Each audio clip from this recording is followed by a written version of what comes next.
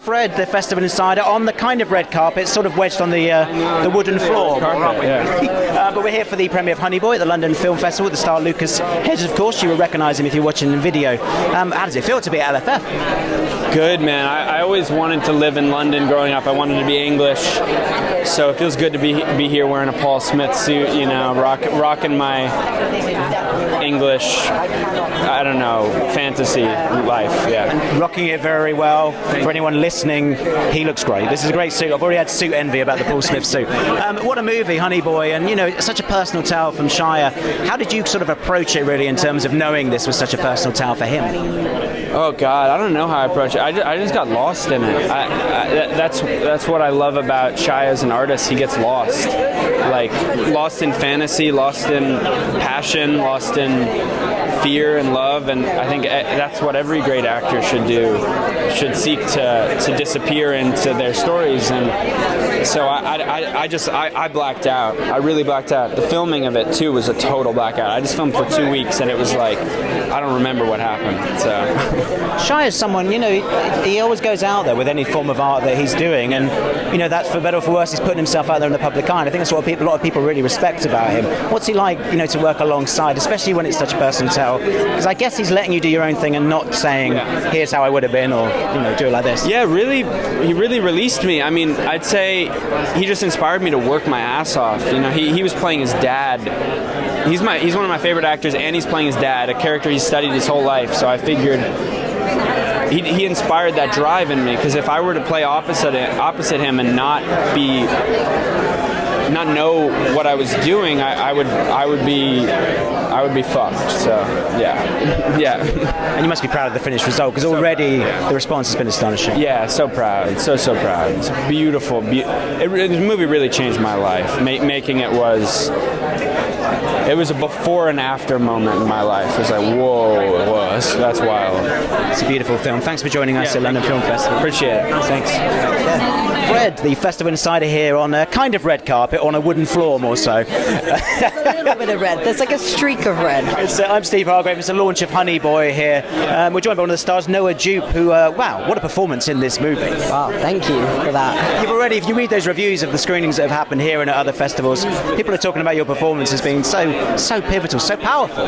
Yeah, I mean, I don't really know what to say to that. You know, I mean, I just thank you, and I mean, we all worked so hard on this, and it's just so great to see, you know, I guess, like the outcome of that, and people are loving it, which is really great. A kind of fascinating background to this story. I mean, you know, Shia LaBeouf obviously has written it. This was his baby. He was going through a lot of things when he wrote this, so it's very personal, very emotional to him. And you're playing a version of him, you know, as a child. So how did that sort of affect your acting and that kind of relationship with you and Shia there? I mean, he never really. I feel like when he wrote it and he kind of gave it to Alma and he kind of gave it away, I think he almost gave his story away and kind of let us work on top of that. So I never felt the pressure to copy him or be like him, and he was never there going, no, I didn't do that, no, I wasn't like that. So I feel like he almost wrote the basis and like the base of this story, and let us, me and Lucas,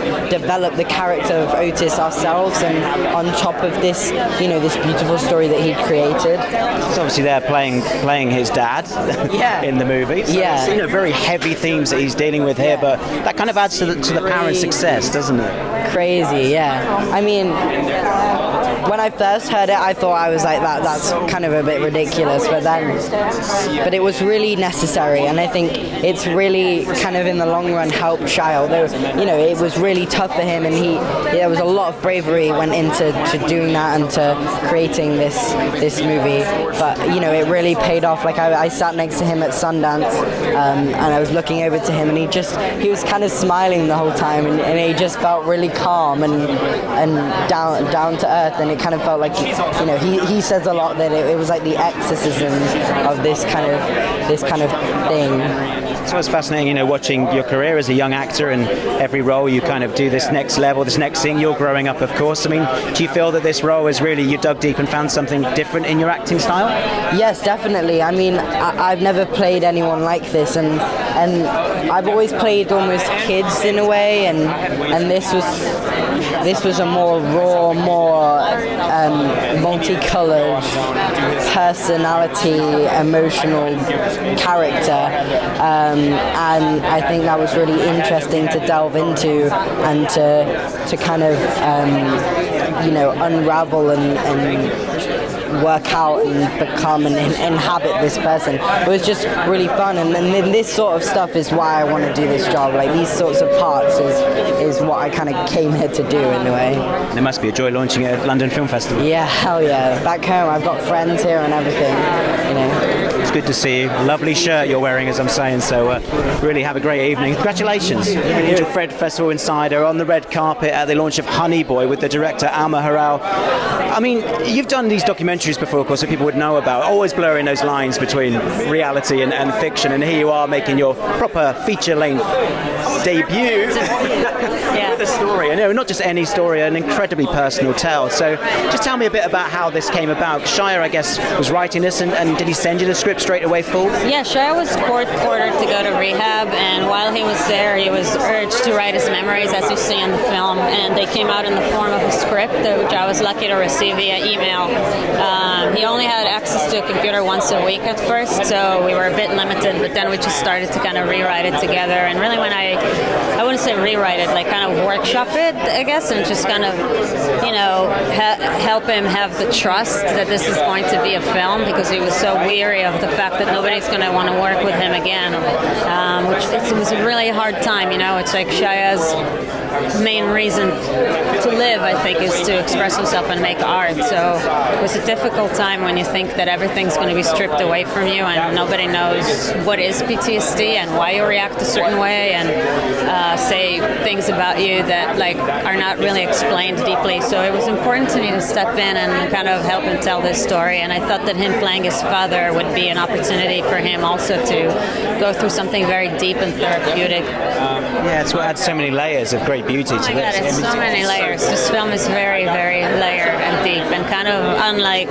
not to, just to advertise our film, but I really think it's unlike anything I've seen, and I've never seen a person play his own father, who, especially not a father who abused him, and I'm not a big cinephile, so forgive me if I've missed that film, but I have never seen it, and I think he was extremely brave and deeply committed to put that on screen and to get everything out of it that's possible, all the perspective and the empathy that came with it. Did it make filming emotional and difficult at times for him? Were there particular scenes where you had to stop? Very much. It was it was a hard process. He came right out of rehab. He was diagnosed with PTSD while he was there, and it's easy to get triggered when you're in a situation like that, and so there were some hard days, but he was just the most professional person who's always first on set before everybody, more committed than anybody, and he made us all really work harder in a way and be happier to be there. So there was life is never like that kind of black and white thing, right? It's kind of like a lot rounder and full of colors, and that's what it was. And how was it for you behind the camera, telling a very different story from stuff that you've done before? It was challenging. I felt a huge responsibility to tell his story and get it right. I also, it was the first time I was discovering what it is like to have relationships with actors and develop a language for each one of them that helps them. So that was really challenging. And then the freedom was taken away from me of being my own shooter alone on a set with 2 mics, just me and the desert. It was suddenly a really massive crew, and we had to shoot this whole film in 21 days and do Michael Bay takes, shots in 1 take. So it was cool though. It was every day I woke up, I felt that I'm learning something. Shia's obviously been here tonight. We haven't had a word with him tonight, but he's going through a really fascinating journey, isn't he? This sort of re-emergence on the public scene. You're obviously there as a friend of his now, so are you sort of enjoying seeing his resurgence? Because people have always known that he's such a damn good actor. He's really, I think, the best actor in the world. There's maybe actors as good as him, but I don't think there's anybody better. And I think that both Lucas and Noah and me got like to sort of go through something very, very life-changing in terms of like seeing him act and seeing him build scenes with us and improvising, and just the atmosphere on the set and the way we all work together, I think is going to inform a lot of what we do for the rest of our lives. It's a great experience for you guys making the movie, and a great experience for us watching it. So thanks for bringing it to London. Thank you. Great reaction. So thanks for talking to us. Alma Harel, thanks very much for joining us.